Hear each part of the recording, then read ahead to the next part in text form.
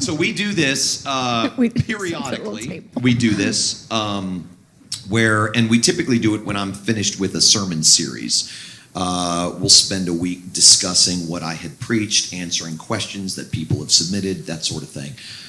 We didn't get to do that at the conclusion of my most recent series, Misled, because it was Christmas Eve, and that was a special service. And so we had planned all along to do a sort of conversational recap of that series this morning. And the other part of that is I really didn't want to prepare a sermon the week after Christmas. And this is always a good substitute. I actually love this. This is, of all the things that I get the opportunity to do, speak, preach, write, those sorts of things, this format where we're just talking and I'm answering questions is my favorite thing to do. I love it. I don't prepare for it. I mean, in a sense, I've prepared for it because I prepared all the sermons and preached them. But I don't prepare for it. I just sort of go off the cuff. And usually it turns out decent.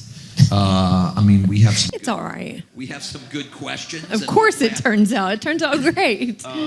We have some good questions that I wrote up myself and handed to Stacie to ensure that I could answer them properly. No, a lot of people. I'll just say this, and I think Stacie will ask this in a few minutes, but.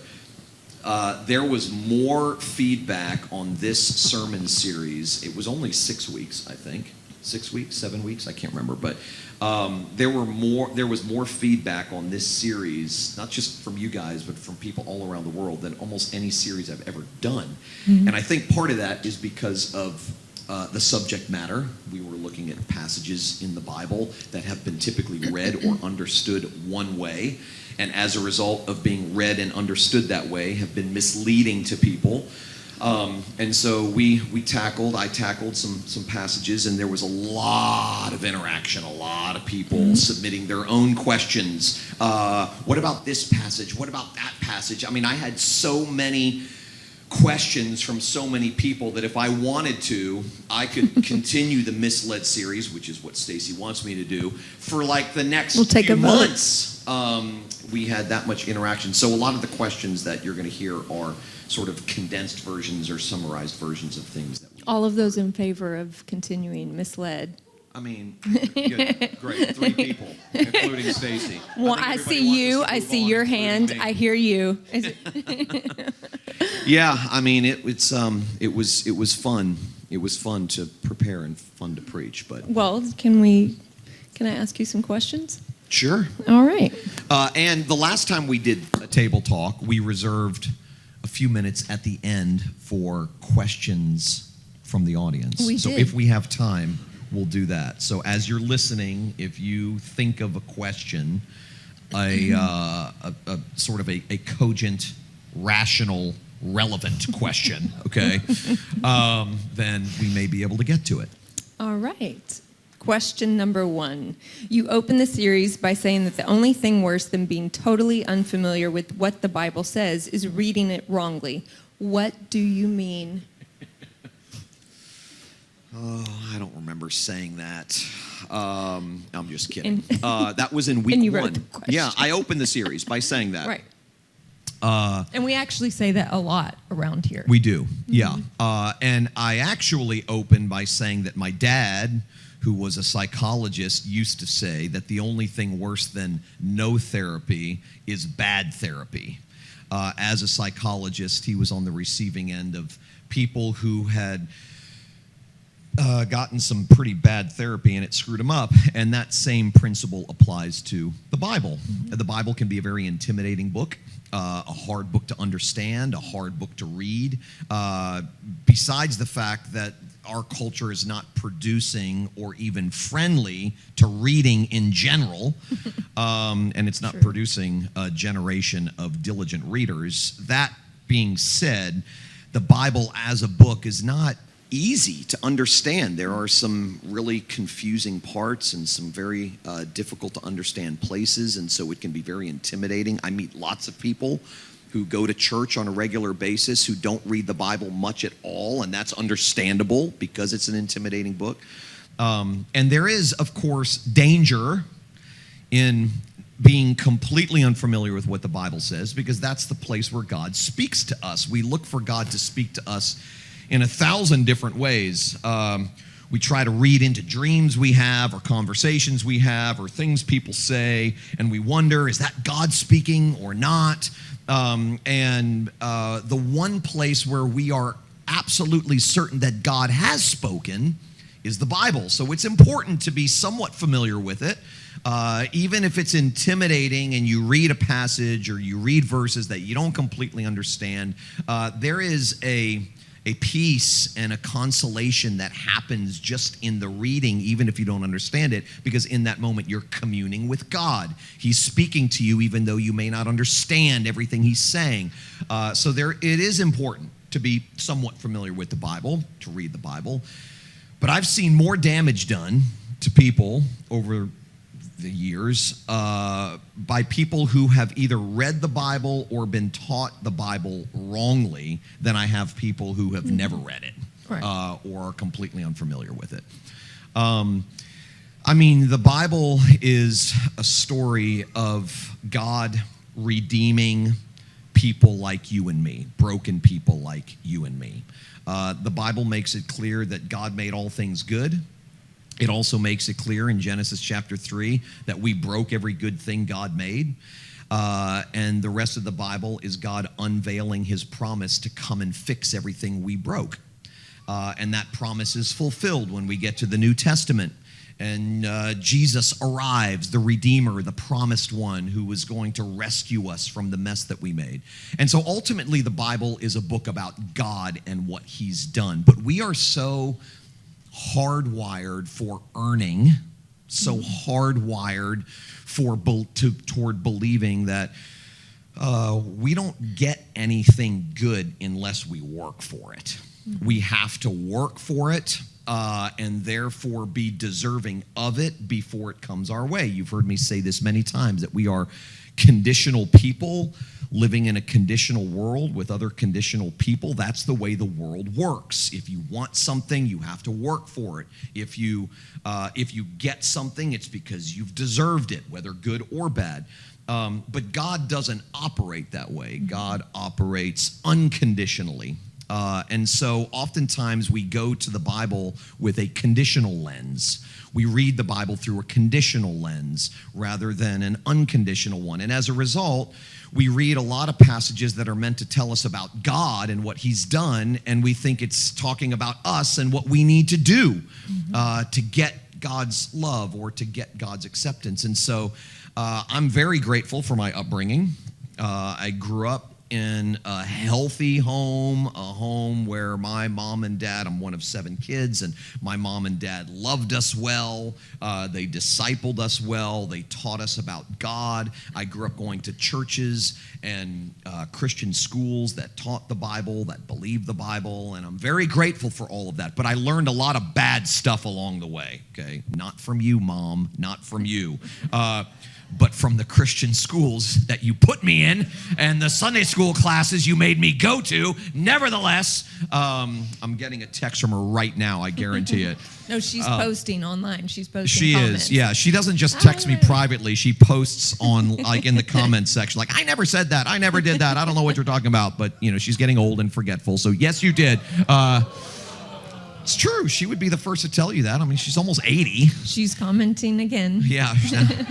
Let me turn my phone off. But I learned a lot of bad stuff. I mean, I, for the most part, grew up believing from people who were teaching me the Bible. I grew up believing that the focus of the Christian faith was the life of the Christian. That it may have taken God's blood, sweat, and tears to get me in, but now it requires my blood, sweat, and tears to keep God happy with me. And so while, at the beginning of my Christian life, the cross was central. Everything God had done to reconcile me to himself. It slowly turned into a ladder. Now a ladder became the symbol of my faith. And I would evaluate, for the most part, the way I believed God thought about me or felt about me based on how I was doing. If I was having a good spiritual day, I believed God was happy with me. And if I was having a bad spiritual day where I just was sort of frustrated and doing all the wrong things, then I believed that God was, displeased, unhappy, didn't like me, regretted that he even saved me, that sort of thing. And so that's what I mean. It's extremely important to understand that the Bible is first and foremost a book revealing God and what he's done for us, not revealing what we need to do for him, but what he's done for us. So, Great answer. it was all right. I'm a little foggy this morning, but it'll pass. Okay, number 2. Throughout the series, you gave personal illustrations of ways you were mistaught the Bible and how that affected your view of God and your expectations of yourself. Explain that a little more. Refer to answer 1. Right. Well, I was going to say part of what you were really just getting at was when we look at the Bible was a matter of focus. And it's like either we're focusing on God, it's about God, or it's about us. It's just a matter of like what we're looking at. And if it's about us being self-sustaining or independent instead of God-dependent, because our culture is not really, the world isn't, but specifically our American culture is not really a champion of being God-dependent, being dependent on anything except yourself. Like you said, like you need to do it. You got it. If anything's going to change, you're going to do it. And it's very independent. And it's not that horizontally we don't become independent when we become adult and we learn how to, take care of ourselves and things like that. But when it comes to the things that the Bible is referring to, and salvation specifically, how to save ourselves ultimately, is a God job, not a Stacie or a human job. Yeah. So just the focus of where the dependency is, it can be so misleading if a religion or denomination is showing like it's all on you. It's about you, and you need to sustain yourself, and you need to get yourself through this, and you need to save yourself. And understanding that that's not my job helps me not look at myself as a God of my own life. And the Bible does tell us about ourselves. Right. In fact, it's the It place where us. we go to learn the most accurate description of who we are. Not only are we told that we are made in the image of God, which means that human beings are different than rocks and trees. As beautiful as nature is, it is only human beings that are stamped with the imago Dei, the image of God. So in that sense, we are unique amongst all things God has created. We're special. We're more special than dogs and cats. As much of an animal lover as you may be, God did not give animals or the beautiful things of nature his image, although those things reflect him in some ways. There's a difference between those things reflecting the creatorship of God and the artistry of God, and human beings being made in the image of God. So in that sense, we're told that we are valuable. We come into this world with inherent worth and dignity. We were designed for dignity because God made us in his image.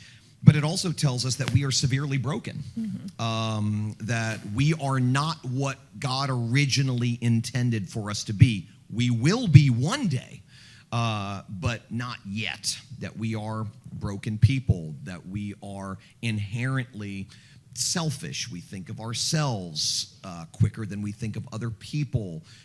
We are prideful. We are sort of, rather than being quick to listen and slow to speak and slow to become angry, like Proverbs says, we're quick to speak, slow to listen. We sort of go through life looking at other people and looking at ourselves and looking at this world through a very selfish lens. That's who we are. The Bible speaks very, very clearly about that. That's not popular to think about that, especially in our self-esteem culture. But the Bible does tell us some hard truths about ourselves, some things that we don't like to hear about ourselves. So, for instance, when Jesus says to the rich young ruler, there is no one good but God. That rubs us the wrong way. I like to think of myself as a good person. When the Apostle Paul says in Romans chapter 3 that there is none righteous, no, not one, that rubs me the wrong way. I like to think of myself as better than I may be. So it does tell us hard things about ourselves, but in the middle of telling us hard things about ourselves, it tells us amazing things about God. One of the reasons that I tend to be very transparent about my own life and my own story is because I can't think of a better way to show you the best parts of God without telling you some of the worst parts of myself. That's where the amazing nature of grace becomes real, when we see God's love and forgiveness and mercy and grace meeting us at our worst, meeting us in our messes, not on the other side of our messes. And so, yes, the Bible does. I don't want anyone to misunderstand and think that the Bible doesn't tell me about me. Of course it tells me about me. It tells me that I need God. Right. That's what it tells me. And then it reveals the God that I need. And the God that is revealed is infinitely more gracious than anything they may have told you in Sunday school, infinitely more forgiving, infinitely more loving than anything you may have heard. I don't think our minds are capable in their current state of understanding the radicality of God's grace in all of its beauty. It's impossible. We, like I said before, we are so hardwired toward earning and merit and deservedness that the whole idea of grace is so counterintuitive. And while we may extend grace to one another horizontally, the grace that we extend is imperfect. It's not complete. Oftentimes it comes with some strings attached. God's grace, on the other hand, is a no strings attached, one-way kind of love. And that's unique in the sense that we only get that from him. We don't get that no matter how much you may love your kids or your spouse or your friends or your parents or the people in your life. You don't love them as much as God loves you. You don't love them as well as God loves you. And so we don't have anything in our horizontal relationships that accurately reflect the fullness of God's love and grace to us, which makes it difficult to understand. Right. The word manipulative kept coming to mind because we can use the Bible to be extremely manipulative, which is misleading, and we can use just even towards each other, like you said, in any primary relationships.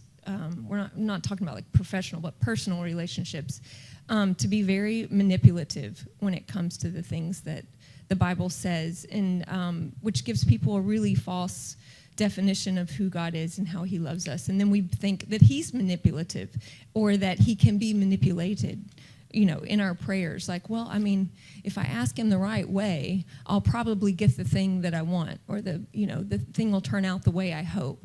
I must have not prayed the right way. We really have this inability to not have some measure of manipulation within our thoughts about God or his love for us, because we, like you said a few sentences ago, you said our brain in the state that it's in is incapable of thinking about God the way God really is, or loving the way God really loves, or understanding it fully.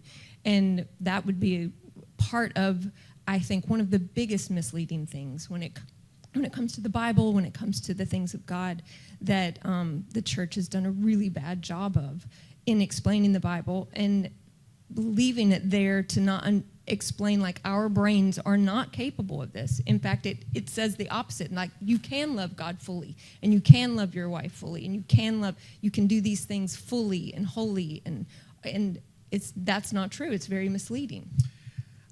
I want to be careful with how I say what I'm about to say, because I don't ever want to sound cynical, skeptical. You never sound either of those things. Thank you, honey.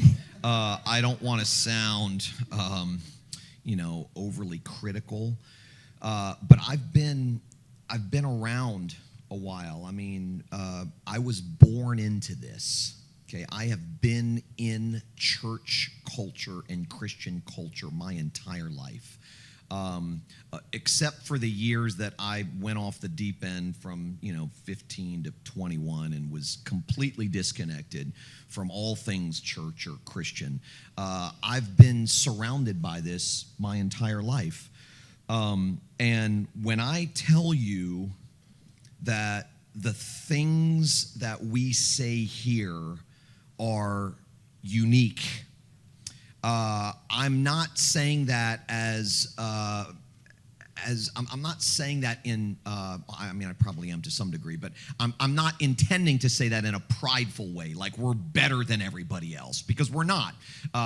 In fact, I think we're probably more able to admit that we're not better than everybody else because of the things that we believe about God and ourselves and that sort of thing.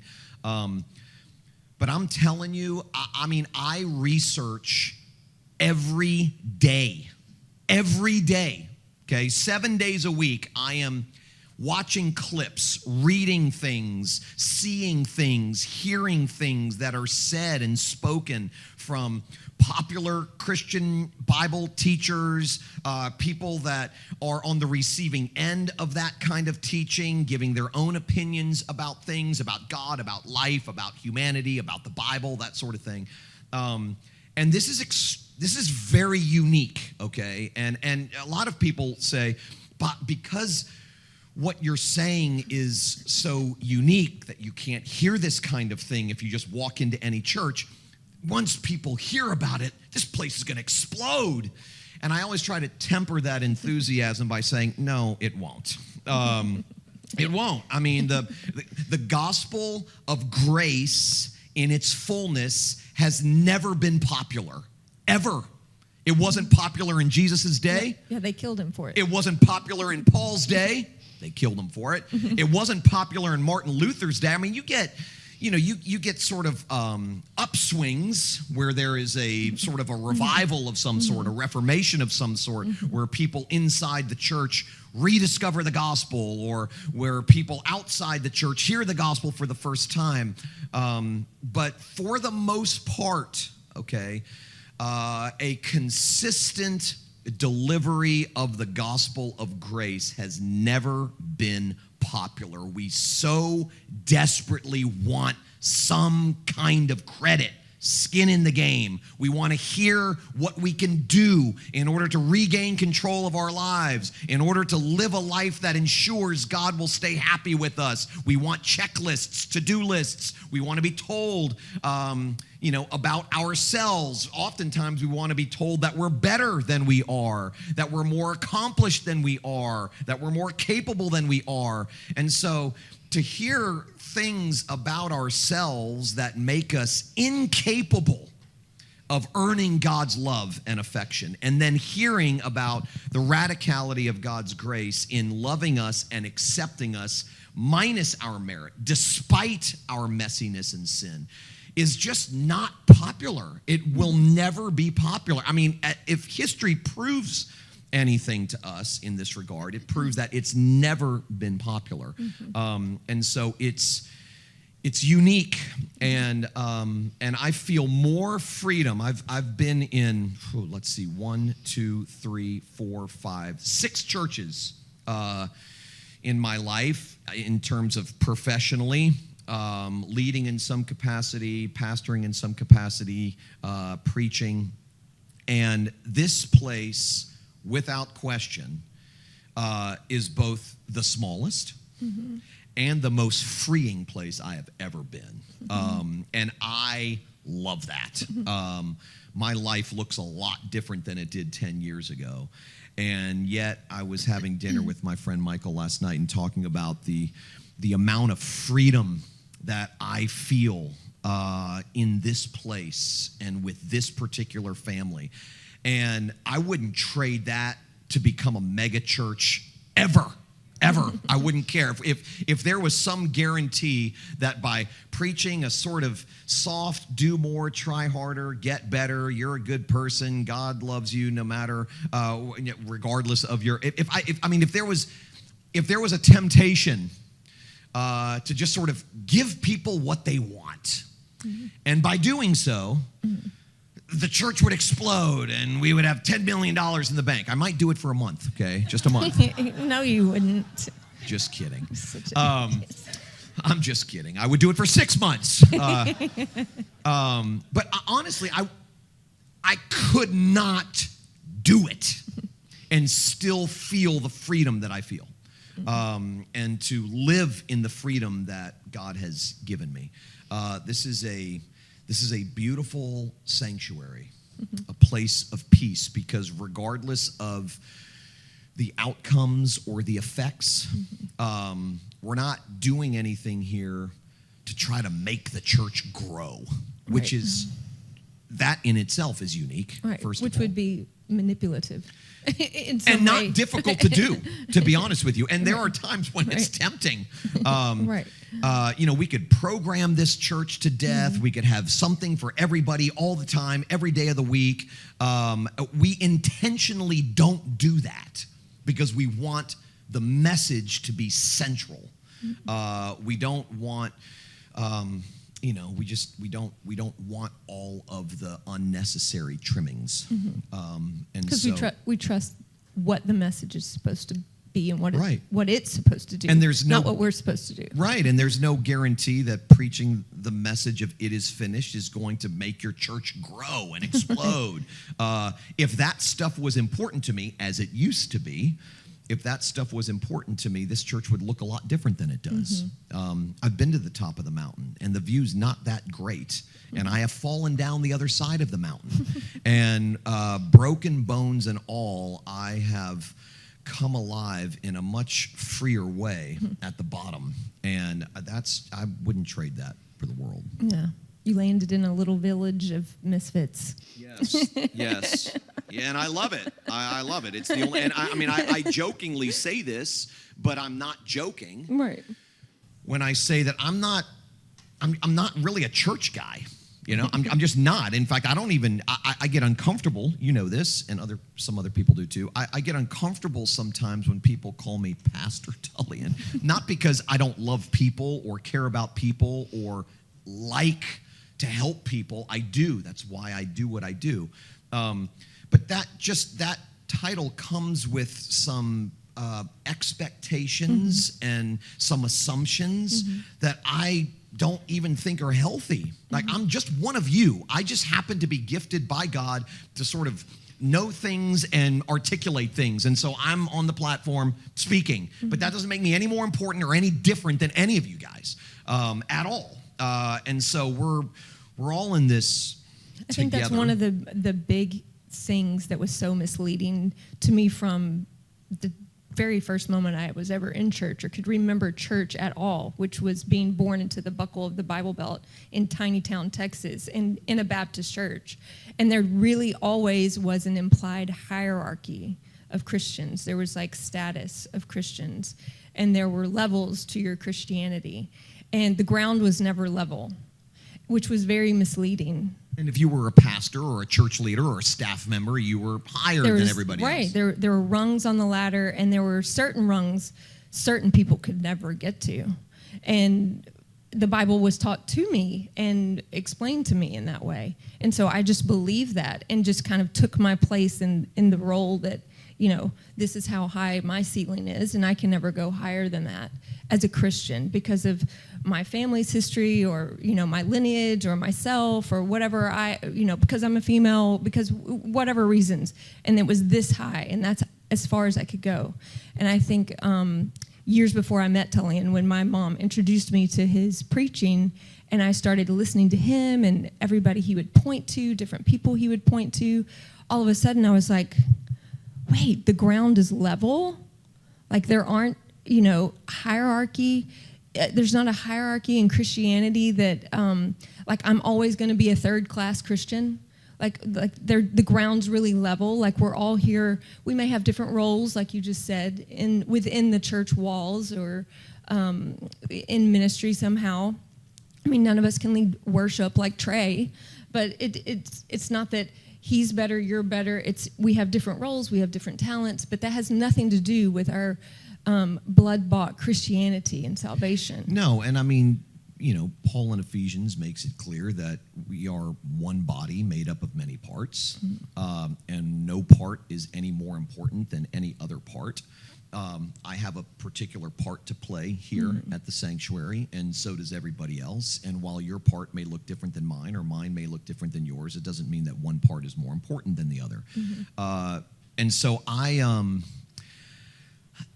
said this, and I mean it, and I sometimes I'm misunderstood when I say it, but I don't back down because I mean it.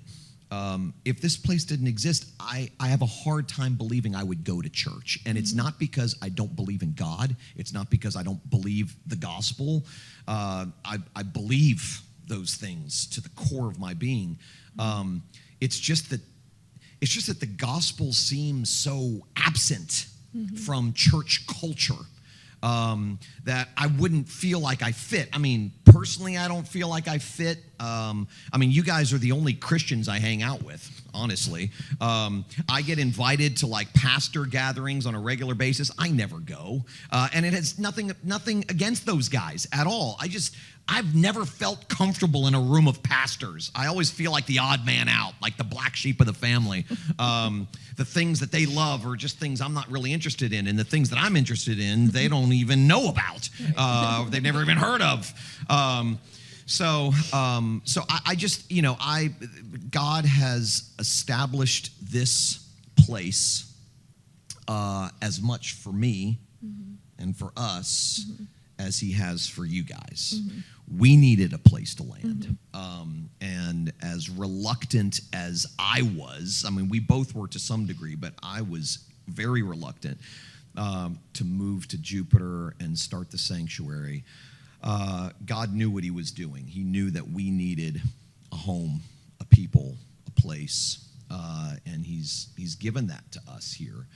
And he's given that to you. And I don't think there's a day that I wake up where I'm not grateful for this life and for you guys, for this place, and the fact that we get to do what we get to do. I'm incredibly grateful. I also, on a weekly basis, find myself questioning whether or not I should even be doing this. Okay, that the struggle is real. Right. Okay, that is no joke. And if you think about it, pray for me. I chalk it up to a whole bunch of things, but spiritual warfare is definitely one of those things. But we sat at breakfast after last Christmas Eve. Christmas Eve service was awesome. It was amazing. I loved it. Wall to wall people, and it was celebratory and sweet, and it was all of the things.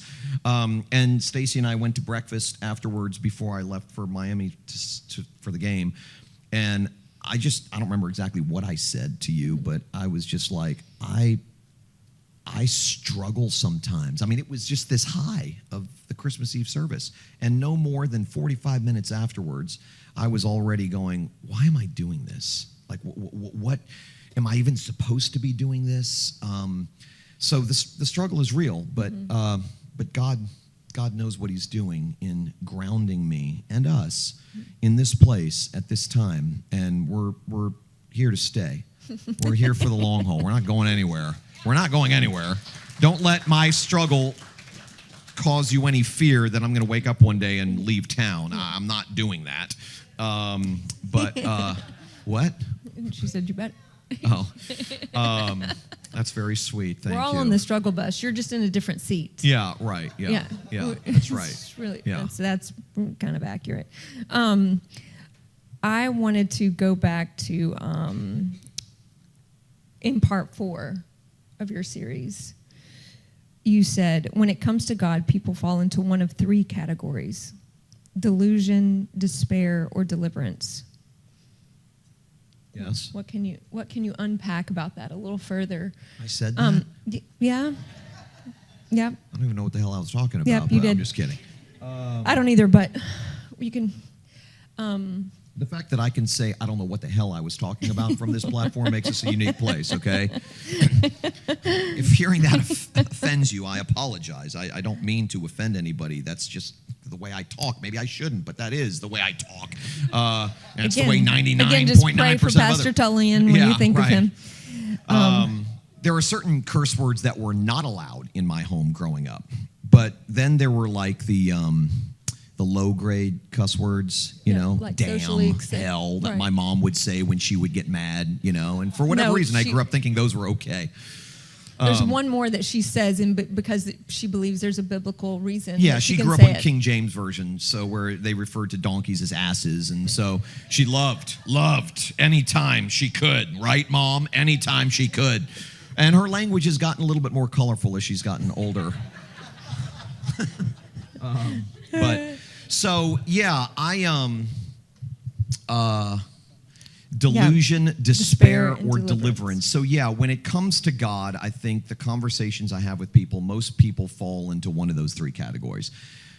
Delusion, which is I'm doing what God requires of me to do. I'm pulling it off. So you're reading the Bible wrong in that sense. Right. I'm doing what God requires me to do. I'm pulling it off. I'm getting it done. And that makes me better than those who aren't getting it done. Okay, that's delusion. And there is a self-righteousness that is inextricably attached to that. The despair people are at least more honest. They're more self-aware, but they don't land in the right place. They hear about what God requires, and they honestly admit that they're not pulling it off, that they're not getting it done. And then they conclude that because they're not getting it done, God must not want to have anything to do with them, so they exit stage left.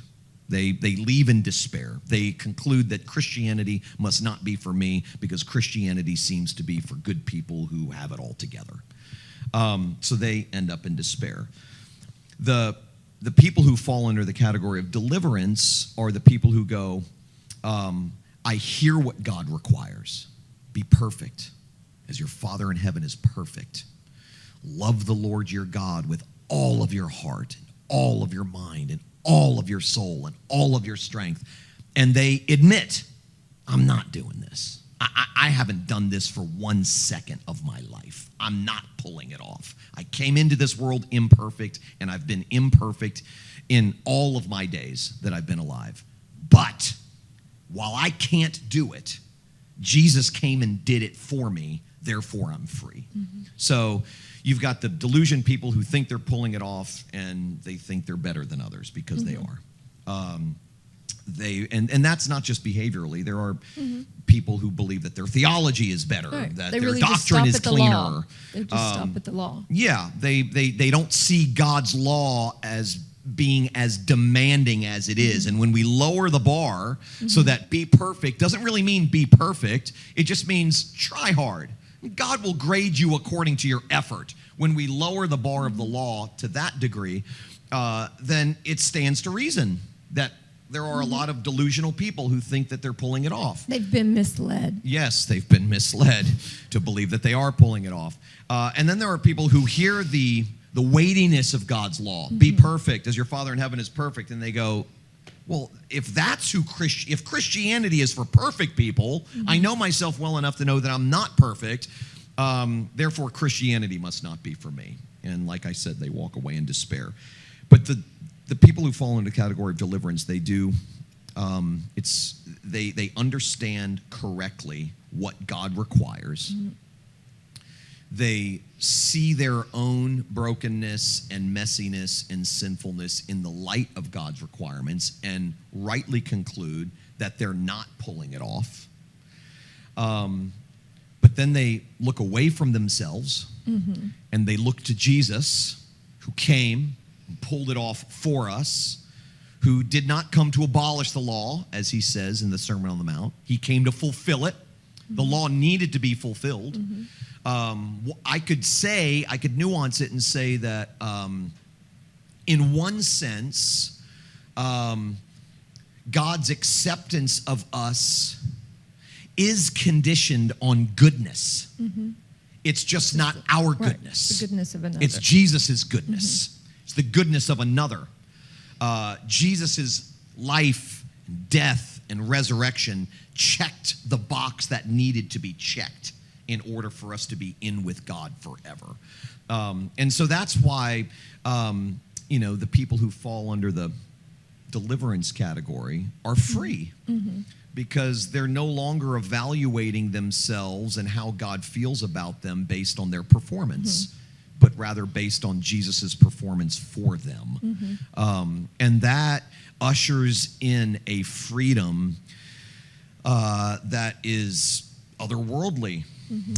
In reality, I mean, you go, wow, life feels light when you don't feel like you have to earn love and earn acceptance and work for significance, but even more existentially, yes, we can say we don't have to earn our salvation, but that gets boring after. We're like, of course we don't have to earn our salvation, but the way many of us live as if God's disposition toward us is based on our performance. And to be free from that, I mean, it is finished means we no longer have to burden ourselves with having to earn God's love and favor.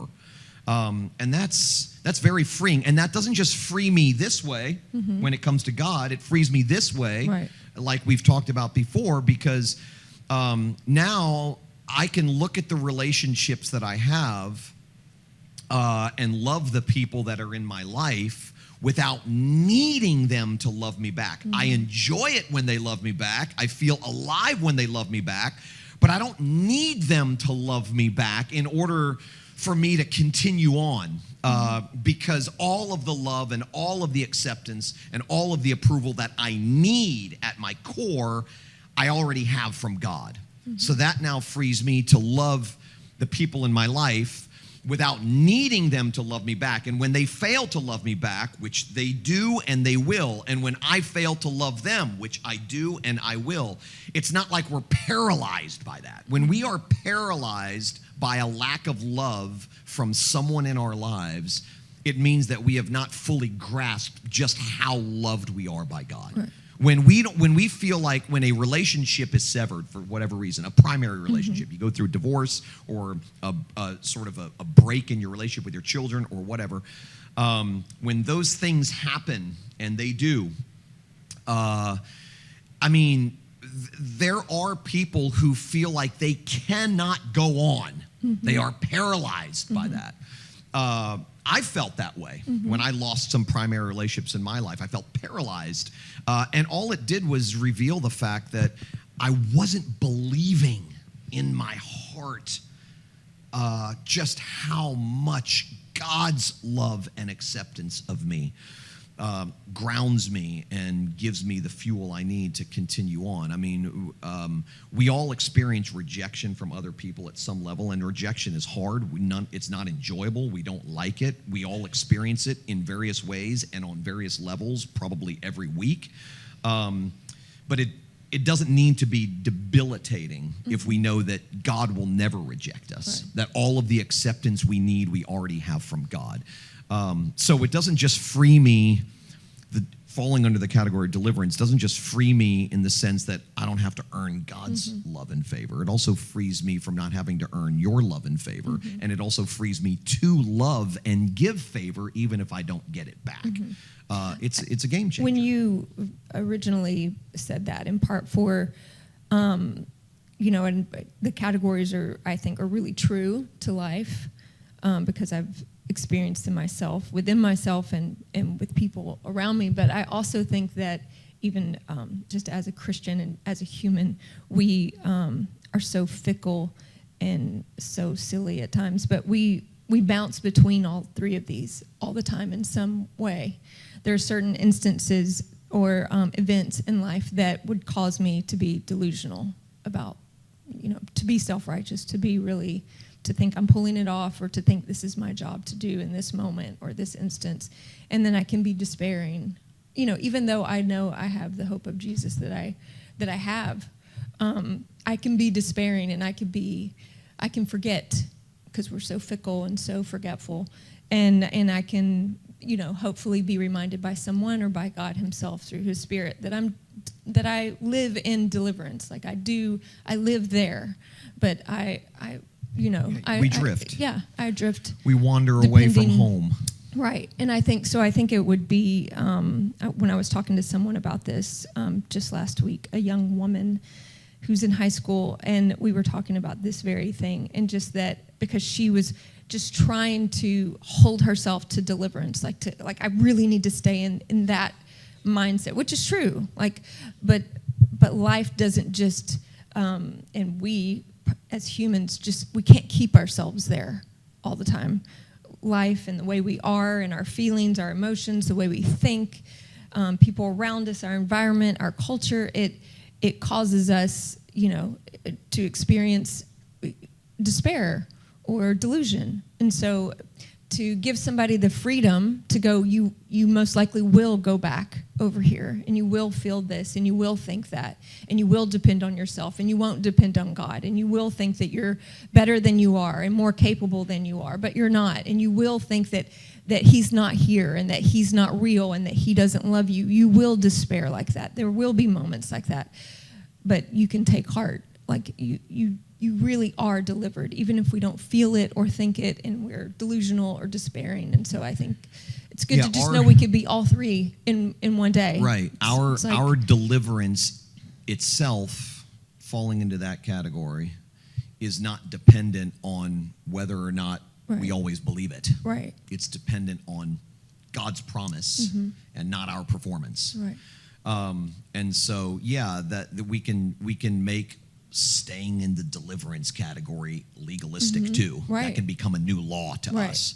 And the fact of the matter is, like Stacie said, we have to take the brokenness of our lives and the brokenness of this world into account and go, it's okay.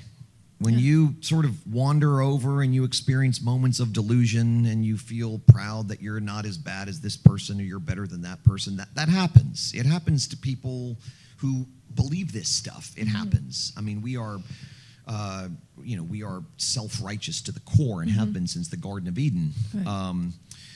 And we also experience, like Stacie said, moments where we are just despairing of life itself. We don't think God is real, or if he is, he doesn't like us very much. He hasn't heard my prayers. He's not listening to me. He's not treating me very well. Me. Or maybe he has heard my prayers and he doesn't like me. He just doesn't love me. Yeah. But even the ability to admit that we wander from place to place demonstrates that we are delivered. Right. Because delivered people, they see that. And they're free to admit that stuff about themselves. Yeah. So we have time for one more. Okay, last question. What was your favorite part of this series? Your favorite? My favorite part was probably nothing that I said on a Sunday morning. I think my favorite part was the interaction with people during the week.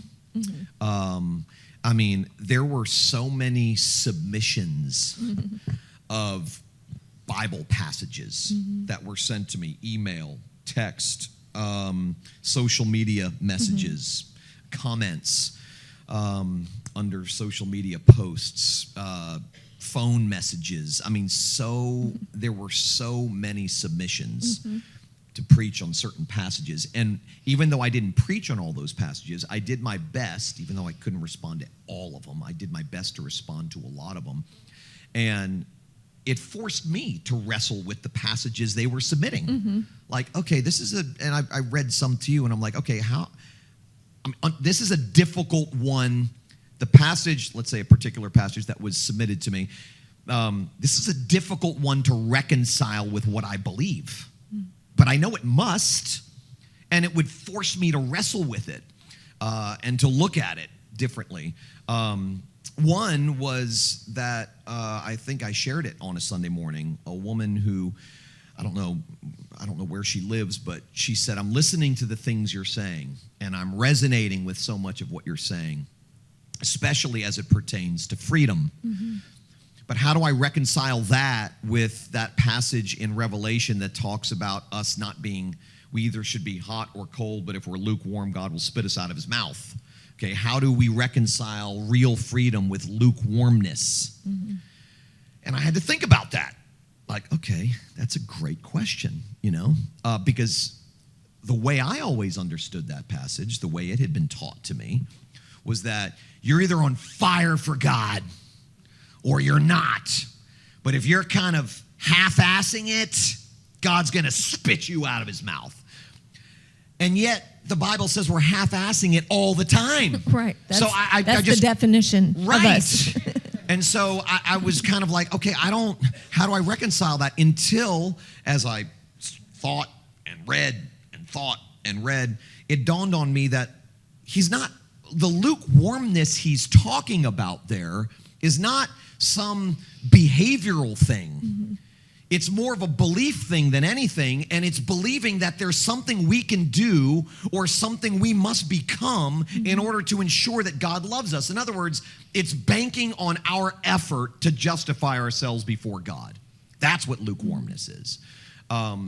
So what does it mean to be hot and passionate for God? As strange as that may sound. What does that mean? It's not I'm dotting all of my I's and crossing all of my T's all the time, and I'm saying no to every temptation. I'm never giving in, and I'm just, I'm reading the Bible all the time. I'm praying all the time. I'm nice to people all the time, and I'm constantly thinking about everything God has done for me, and I'm living my life passionately following him in that regard. That's not what it means. What it means to be passionate for God is to believe what he has told us about himself. Believe in the one whom he sent. Yeah, believe in the one whom he sent. I've shared that with you too, where, Jesus' disciples ask him after witnessing a handful of miracles, they ask him, what is it, teacher, show us what it means or what it looks like to be doing the works of God, to be doing the will of God. Show us. We're so enraptured by who you are and what we're witnessing. We want to live full tilt for you. So tell us what to do. We want to be passionate. And Jesus simply said, believe in the one whom he sent. That's the most counterintuitive, passionate thing you can do. Mm-hmm. Believe. And as much as we do, we also unbelieve. And the belief that is required is also a gift. Mm-hmm. So we can't even take credit for believing. That's a gift from God. Mm-hmm. That's what Ephesians 2 tells us. For by grace we have been saved through faith. And this faith itself, is a gift from God. So the faith required to believe that God is who he says he is itself a gift from God. Mm-hmm. And that truth alone, I think, is what prevents lukewarmness. It's not, well, I used to smoke cigarettes and now I stopped, I used to say hell from the platform and now I stopped, or we have been so conditioned to think that Christianity is all about behavior modification, all about it, and in the process, that is like a satanic delusion to make us think that it's all about behavior modification. And in the process of micromanaging our lives so that our behavior becomes more impressive to God, we're completely leaving out the beauty of what the Christian faith is, which is Christ and him crucified. Right. End of story. Right. For you. Nothing to do with belief in Jesus. No. Right. So, okay, well, we're out of time. We're out of time. We don't even have time to ask for questions from the audience. Well, everybody's hungry anyway, so. Yeah, okay. I mean, we could stay another 5 minutes, but half the people in the room are thinking to themselves, oh, God, no. And there's like 3 people that are thinking, oh, we'd like to stay longer. Those are the sick ones. Just kidding. We love you guys. I speak for both Stacie and myself, both our in-person family and our online family. As I've reflected on this past year, I don't really make New Year's resolutions because I've never kept them. So I figure, why even try? But I'm here. I made it. Mm-hmm. I arrived at the end of another year. Mm-hmm. And I haven't royally screwed anything up this year. And that's a win. That makes me go, God, you are faithful. I have not been faithful this year, and not in everything I'm required to be faithful in. I've been faithful in some things, unfaithful in other things, but you have remained steadfast and faithful every moment of every day of 2023, and that is the only reason why I am alive today. I read a quote that Russell Brand put on his, I think it was Twitter this morning, Maybe it was Instagram. I can't remember. But he's quoting some guy named Charlie Makazev. I've never heard this guy. But this guy wrote a book called The Boy, the Mole, the Fox, and the Horse. You know that book? Okay, I've never heard of it. Is it good? It's on TV? It's on Apple TV. Okay. So, anyway, apparently, on this TV show, there is this quote, and I love the fact that Russell Brand, who I love and admire, by the way, he's an honest dude. I mean, I don't listen to all of his political stuff because I don't really care about those things, but he's in recovery and he's very honest, and I love the way he even talks about Christianity. But he said this is a quote, "The greatest illusion," said the mole, "is that life should be perfect." And I love that. What a way to go into 2024. 2023 wasn't perfect. 2024 won't be perfect. You succeeded and failed in various ways in 2023, and you'll succeed and fail in various ways in 2024. And it's not about your successes or your failures. It's about God's faithfulness day in and day out, moment by moment. And that, taking that into not just this year, but every year, fills my heart with a lot of gratitude. I agree.